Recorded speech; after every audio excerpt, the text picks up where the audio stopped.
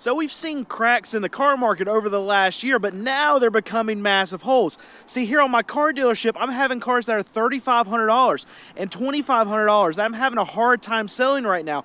Consumers are pinched, and it's even so bad right now that we're seeing car dealerships, massive car dealership groups that are going out of business, going bankrupt. A Texas-based Tricolor is filing for bankruptcy this month. And this is not the first big auto dealer group that actually went under. In the last couple years, we've had a couple instances of a lot of these big companies that are associated with the car market actually have big time problems. Tricolor's one, obviously the most recent one.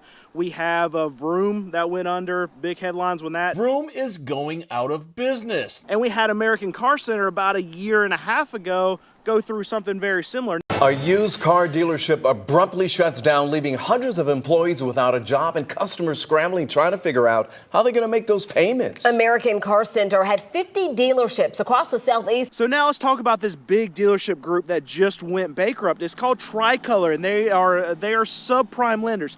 You think of like a massive buy here, pay here dealership, someone like CarMax, Carvana, a dealership that actually holds its own notes, writes its own loans, or you think about small buy here, pay here dealerships on the side of the road, on the side of the highway that have $9.95 down.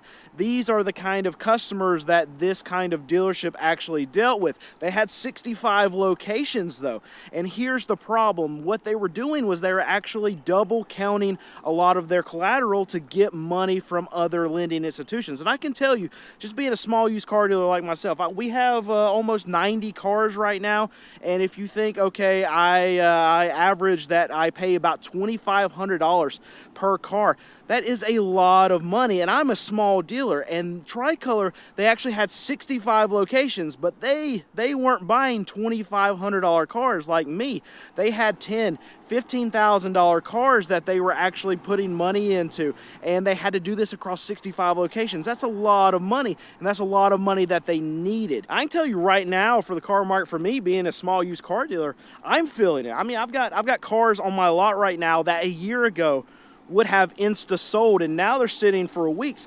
This HHR, not my favorite car, ugly, whatever is, but we sell them. We have a lot of people that actually like these HHRs, but I would say last year, this is like a $3,500 car on my lot that would insta sell, and we even started this one out, I think, at $3,000, and it just sat and sat and sat, and now we've lowered it to $2,500.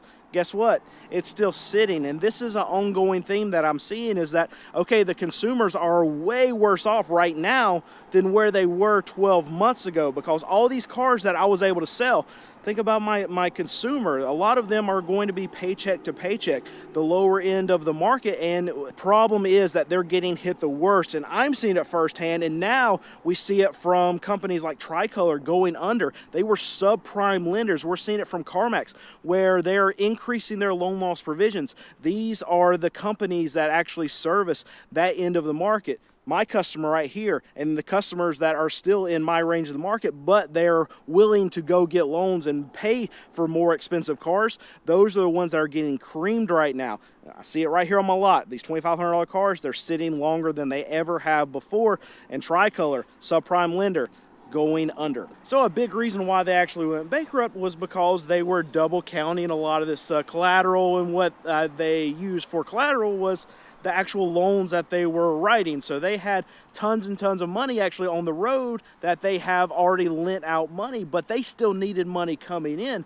And to do this, to be able to keep your capital going, to have all these cars sitting on my lot, that's a lot of cash. And so for them to raise a lot of cash, what they do is they go to banks like Fifth Thirds, JP Morgan, and they borrow money. But the way that they borrow money is that they actually have to have assets to back up this money that they're getting. But what they were doing was promising the same collateral, the loans, the cars that were on the road that they were still owed money on, to two different locations.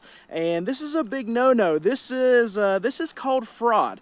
So here's the problem. Whenever things are going good, well, maybe the books aren't looked at too tightly, but when you have a downturn like what we're experiencing right now, when you have a dealership like Tricolor, which I'm assuming needed some money, and they weren't doing so well. Well, now you have your lenders that start looking into your books and say, okay, what's going wrong? What am I actually lending money to? What is the asset that this money is associated with? And when we go in and we look at what Tricolor was doing, well, now we see that they were promising to two different places for the same asset. So now that asset that you thought was worth X amount, well, now it's only worth half of that because they were promising it to two different places. This is a big time problem, and it probably would have never gotten caught if things were great. If we had money rolling in, money rolling out, lots of transactions going, they could pay off their debtors, no problem, right? But when the market gets weak, well, that's when you have to figure out, okay, who's the problem and who's not the problem. And it turns out Tricolor was a problem, and they were lying about what they were actually doing and what their books were. Now, for ACC, it wasn't fraud. What it was is that they actually needed a lot of cash, and they needed it right now. If I'm not mistaken, they went to the bond market to try to actually raise some cash. They couldn't do it because there was no appetite for the car market. And 2 years ago, a year and a half ago, a lot of lenders knew exactly what I'm seeing right now is that the car market was bad. It got worse. We're in really bad right now. So a lot of these lenders didn't want to get into the car space. So the money that they needed to raise didn't ever materialize, and I think the next day when they figured out they couldn't raise any money on the bond market, they actually went under. All those locations closed, workers were locked out of the building, they couldn't go in there, and buyers, these customers that actually had loans through ACC, they could not figure out how to pay their car payments. This is the same thing that's happening right now with Tricolor, and they're not going to be the last ones that have to do this kind of big-time shutdown because the cash is just not there. One thing I do expect to see is more and more dealerships actually go out of business. Now, Tricolor was linked mostly from what I'm seeing as fraud, but you can read between the lines. I feel like the reason why they took the route of fraud is because they needed cash, and they couldn't get it unless they were showing these numbers on their books, and that's why they were doing this. They were so desperate for this money that they were willing to lie about it, commit fraud, commit crimes to actually be able to get a hold of this cash. And in desperate times, what's the saying? Calls for desperate measures. Well, I mean, this is more desperate than what I would ever do or ever say that any company should do. But if a company is willing to do something like this, then if things are great, they're not going to be taking the route of fraud that's going to make them close up. But I think that there's going to be a lot of other dealerships out there, dealership groups that maybe not take the route of fraud, but they need the cash. They might go to the bond market if they're large enough, or they might go to external lenders to try to get cash. I mean, I can just tell you, just being around a small used car dealer right here is very, very capital intensive. All our cars that we get out here, I pay cash for all of my cars, and it takes a lot of money. And I'm only buying cars that are like $2,500. That's our average of what we're putting into the cars that I have on my car lot. So you can only imagine just a dealership like Tricolor that has an average of what, $15,000 they put in each car. They have 200 on each dealership. My guess, because they're not a small dealership, they don't have small dealerships, and they multiply that by 65, that's how much cash they need if they're buying these cars. And if they're borrowing money, well, you can think that they have interest that they have to pay on every single one of those cars across the 65 dealerships that they had each and every month. It takes so much money to run this business, and as times get slower, well, all that cash just gets eaten up. The interest charges keep piling up. Set up for disaster. A lot more of these dealerships are going to go out of business. I will say that one benefit that I've actually had is that we've been buying a lot more cars. Now, I'm still nowhere close to where I want to be. I want to be able to have over 100 cars right now, and then as the winter goes through, I want to be able to load up to be able to start preparing for tax time. Tax time is a long way away, but we have to prepare months and months in advance. And because other dealers are weaker, because these credit problems are happening, well, it's taking a lot of these buyers out of the system. And when that happens, well, a lot of these dealers just don't show up at auction. So here we go. We've been able to buy a lot of cars. It's been a ghost town here at my lot over the last couple months. just because we pulled back from buying because we've been so slow. And I can't say that we've picked up all that much. We picked up a little bit, but I think it's just an element of us having more inventory. But even when I have this amount of inventory that's for sale up there on my hill, and I've got $2,500, $3,000, $4,000 cars, I haven't picked up anywhere as close to as much as I would have thought. And I know a lot of other dealers are experiencing this right now. Hence, we're able to be able to buy these cars and buy them for good prices. But I'm still concerned about the future and where the market's going. And I might be making a big mistake here buying a lot of these cars. I think we'll still have a good tax time, and I don't want to have to wait till tax time to sell all of these cars. So we still have to move through a car so I can actually still try to make some money. I can tell you over the last 5 or 6 months, we've basically broke even.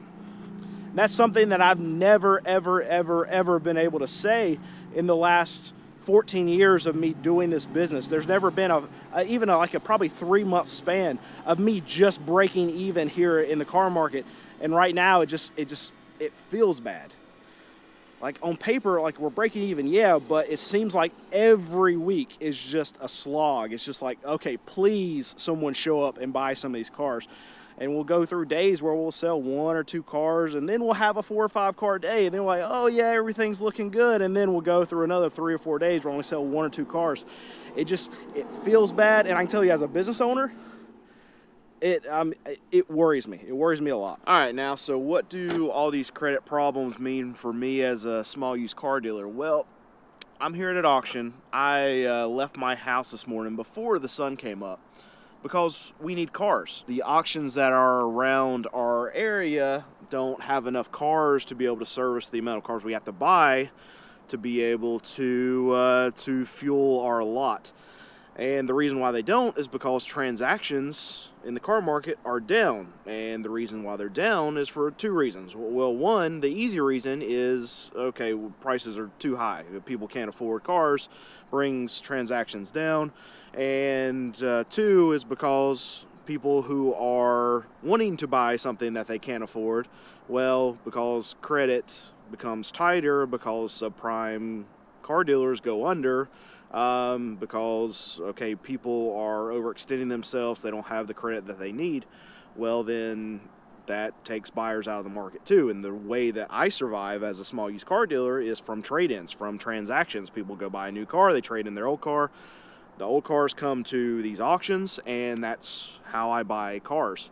So here's the thing. I need more cars right now, and we have 3 auctions that are close to us, and we're not able to buy enough cars from those auctions because there are not enough for us that will fit our needs, basically. So that's why I'm an hour away before the sun comes up at an auction that I don't want to be at because we need cars.